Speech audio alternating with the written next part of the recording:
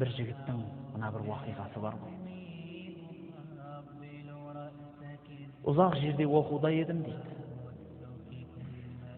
Анам ғана хат таниды, әкем онша хат танымайды.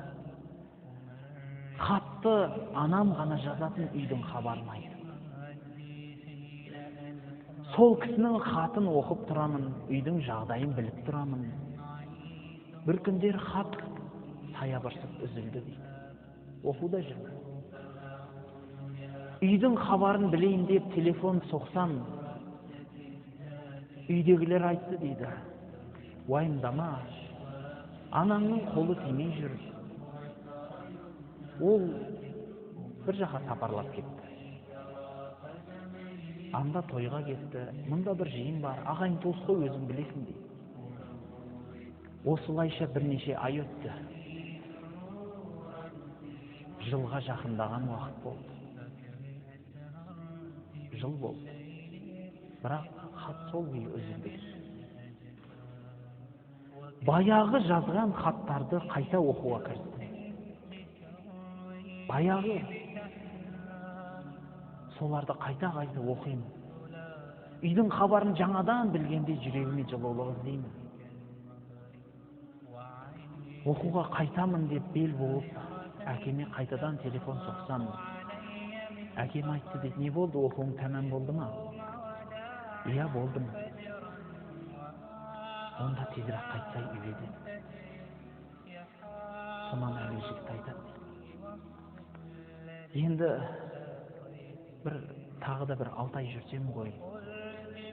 Мына оқуымды оқып бітірдім, бірақ кішкентай бір сен ғұлама кісілердің қолында жүредім, сол кісілердің батасына қалсам екен десе, әкесі айтыпты, мен бір ақиқат айтайын.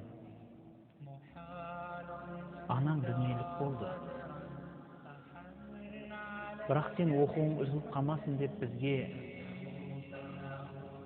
айтпа деп өсиет етіп кетті оқуын бітіргенше. Сен оқуыңды бітіргесін, мен уәдемде тұрдым. Енді саған айтып жатырмын. 1 жылдан асып кетті, анаң дүниеден өтіп кетті.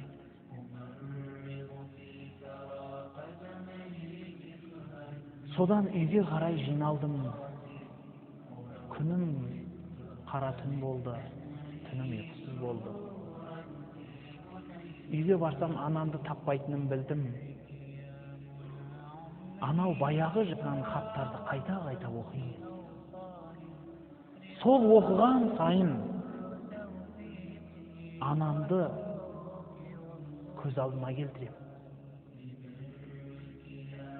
Күлгені, басымнан сипап еркелеткені.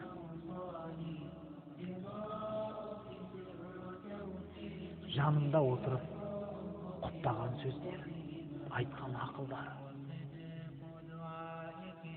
Құлағымда жаңғырып кетпей қойды.